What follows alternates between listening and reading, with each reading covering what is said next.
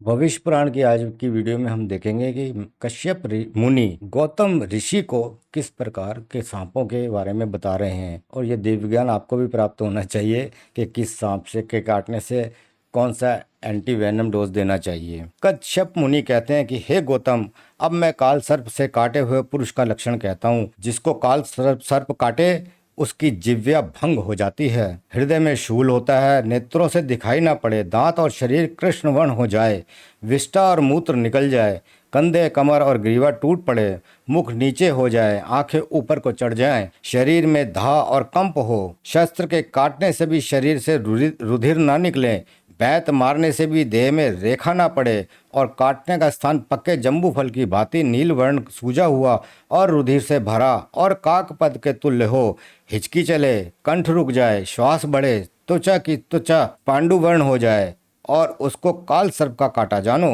घाव सूज जाए, नील वर्ण हो, पसीना बहुत आए, अनुनासिक अर्थात नाक से बोले, होष्ट लटके पड़े, हड़ फूटन हो, हृदय कांपे तो काल सर्प का डसा जानो। दांत पीसे, नेत्र फिर जाएं, लंबे श्वास ले, ग्रीवा लटक पड़े, नाभि फड़के तो भी काल सर्प का काटा जानो। दर्पण अथवा जल में अपनी छाया ना दिखाई दे, सूर्य तेज से हीन दिखाई पड़े, नेत्र लाल हो, पीड़ा से शरीर कांपे, उसको काल दृष्ट जानो, वह शीघ्र ही मृत्युवश हो।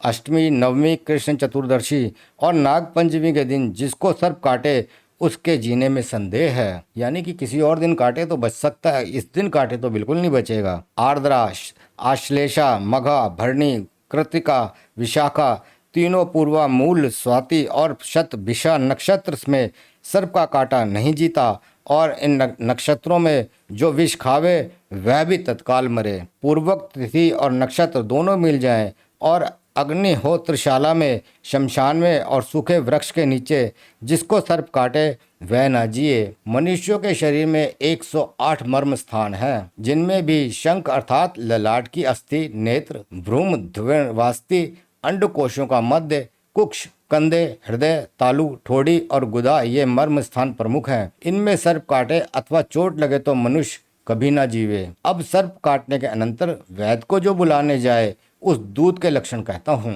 उत्तम वर्ण का हीन वर्ण दूत और हीन वर्ण का उत्तम वर्ण दूत अच्छा नहीं होता है। वह दूत हाथ में दंड लिए हो, दो दूत हों, कृष्ण अथवा रक्त वस्त्र पहने हो, सिर पर एक वस्त्र लपेटे हो, शरीर पर तेल लगाए हो, केश खोले हो, घोर शब्द करता हुआ आए और हाथ पैर पीटे तो ऐसा दूत बहुत बुरा होता है। जिस रोगी का दूत इन लक्षणों से युक्त वैद्य के समीप आए तो वह रोगी अवश्य मरे। अब नागों के उदय के विषय में कहता हूँ जो शिवजी ने कहा है। अब शिवजी नागों के विषय में क्या बताते हैं उसे जानने से पहले अगर आप चैनल पर नए हैं तो चैनल को सब्सक्राइब कर दीजिए, और वीडियो अच्छी लगे और आगे और जानना चाहते हैं कि इस पुराण में क्या कहा गया है, वीडियो को लाइक भी कर दीजिए। अनंत नाग सूर्य है, वासुकी, चंद्रमा, तक्षक, भौम, करकोटक, बुध, पद्म, बृहस्पति, महापद्म, शुक्र, कुलिक और शंखपाल ये दोनों शनैश्चर के रूप हैं। रविवार के दिन 10वां और 14वां या मार्ध्य, सोमवार को 8वां 12वां, भौमवार को 6वां 10वां, बुध को चौथा 8वां, बृहस्पतिवार को दूसरा 6वां, शुक्र को चौथा 8वां 10वां और शनिवार को पहला 16वां, दूसरा और 12वां प्रहार्द निंद है। उपयुक्त प्रहार्दों में जिस मनुष्य को सर्प काटता है उसका शरीरांत हो जाता है। वो देखते हैं सांपों के काटने पर जहर कैसे फैलता है, वो देखते हैं। कश्यप जी कहते हैं कि हे गौतम, हो जाने की यमदूती नामक दाढ़ लगी है तो उसकी चिकित्सा ना करें। दिन में और रात्रि में दूसरा और 16वां प्रहरार्ध सर्प का है, उसमें काटे तो चिकित्सा ना करें। बाल के अग्रभाग से जितना जल उठ सकता है उतना विष सर्प डालता है, वह सब देह में फैल जाता है। जितनी देर में बुझा को पसारे अथवा समेटे इतने काल में काटने के अनंतर विष मस्तक में पहुंच जाता है। रुधिर में पहुंचने से विष की बहुत वृद्धि होती है, जैसे जल में तेल की बूंद फैल जाए। त्वचा में पहुंच विष दूना होता है, रक्त में 4 गुना, पित्त में 8 गुना, कफ में 16 गुना, वात में 30 गुना, मज्जा में 60 गुना और प्राणों में पहुंच वही विष अतंत गुना हो जाता है। जब विष शरीर के स्रोत रोक लेता है तब वह जीव श्वास नहीं लेता और मृत्युवश हो जाता है। शरीर पृथ्वी और 5 भूतों से बना है। मृत्यु के अनंतर ये भूत अलग अलग हो जाते हैं और अपने अपने में लीन हो जाते हैं। विश्व की चिकित्सा बहुत शीघ्र करनी चाहिए। विलम्ब होने से रोगी असाध्य हो जाता है। जैसा जंगम विष अर्थात सर्पादि जीवों का विष प्राण हरने वाला है, ऐसे ही स्थावर विष संख्या आदि भी है। विष के पहले वेग में रोमांच होता है, दूसरे वेग में पसीना आता है, तीसरे में शरीर कांपता है, चौथे में भीतर से शरीर के स्रोत रुकने लगते हैं, पांचवें में हिचकी चलती है, छठे में ग्रीवा लटक जाती है और सातवें वेग में प्राण चले जाते हैं। इन 7 वेगों में शरीर की 7 धातुओं में विष व्याप्त हो जाता है। अब इन धातुओं में पहुंचे विश्व के अलग अलग लक्षण कहते हैं। आंखों के आगे अंधेरा हो, खड़ा ना रह सके तो जानो कि विष त्वचा में है। तब आग की जड़, अपमार्ग, तगर और प्रियंगु इनको जल में घोटकर पिला दे तो विष की बाधा शांत हो जाती है। त्वचा में से रुधिर में विष पहुंच करता है, तब शरीर में दाह और मूर्छा होती है। शीतल पदार्थ अच्छे लगते हैं। उशीर अर्थात खस, चंदन, कूट, तगर, नीलोफर, सिंधुवार की जड़, धतूरे की जड़ और हींग और मिर्च इनको पीस कर दें। इससे शांत ना हो तो कटेली, इंद्रायण की जड़, सर्पगंधा और वृश्चिक काली इनको घृत में पीस कर दें। इससे भी शांति न हो तो सिंधुवार और हींग की नाश दें और यही पिलाएं। इसी का अंजन और लेपन करें और रक्त में विष प्रवाह की बाधा निवृत्त हो। रक्त से पित्त में विष पहुंचता है, तब पुरुष उठ उठ कर गिरता है। यानी यहाँ बताया जा रहा है कि विष शरीर के किस हिस्से में पहुंचता जा रहा है, तो उसके क्या क्या लक्षण है।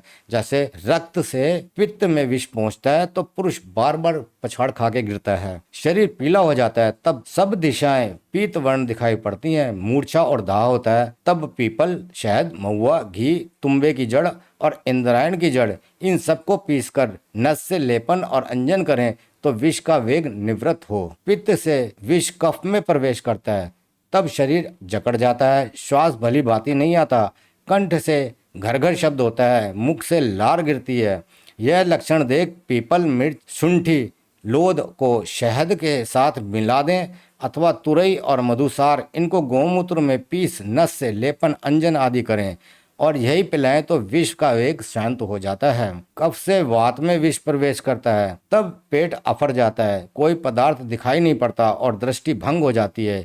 यह लक्षण हो तो अरलू की जड़, खिरनी, गज पीपल, भारंगी पीपल, देवदारू, मधुसार, सिंधुवार और हींग इन सबको पीसकर गोली बनाएं, वह गोली खिलाएं और नस से लेपन, अंजन आदि की भी इसी से करें। यह गोली सब विषों को हरती है। ब्रह्मा जी ने कहा है, वात से मज्जा में विष पहुंचता है, तब दृष्टि नष्ट हो जाती है और सब अंग बेसुध हो गिर जाते हैं। यह लक्षण हो तो घी, शहद, खांड, चंदन और खस इन सब को घोटकर पिलाएं और नस से आदि भी दें तो विष का वेग निवृत्त हो जाता है। मज्जा से विष मर्म स्थानों में पहुंचता है, तब सब इंद्रियां नष्ट हो जाती हैं। काटने से रुधिर ना निकले, केश उखाड़ने से भी पीड़ा ना हो, उसको मृत्यु के वश हुआ जानो। ऐसे लक्षणों से युक्त मनुष्य की साधारण वैद्य चिकित्सा नहीं कर सकते।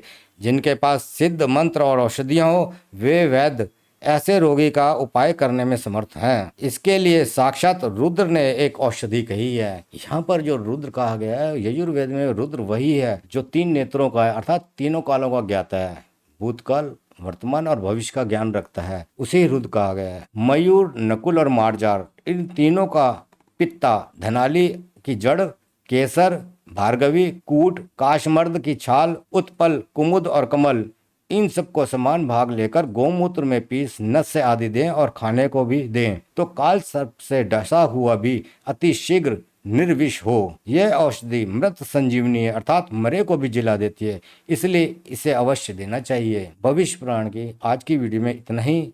आगे देखेंगे सर्पों की कितनी प्रजातियां हैं। नमस्कार।